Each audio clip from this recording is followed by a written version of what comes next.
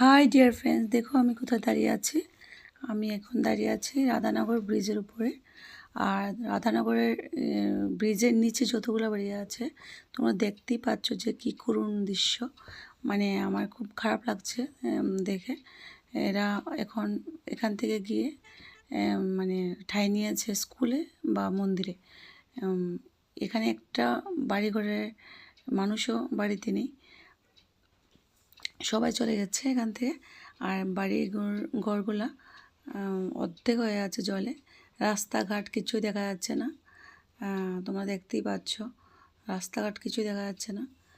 মানে এখানে নদীর সাথে যতগুলো বাড়ি আছে সব একই কন্ডিশন, একই অবস্থা। আমার সত্যি খুব খারাপ লাগছে এগুলো দেখে। একদম দেখতেই পাচ্ছ জলের অবস্থা। আর এখন চলে এসেছি, দেখো এটা হলো রাধানগর স্ট্যান্ড। রাধানগর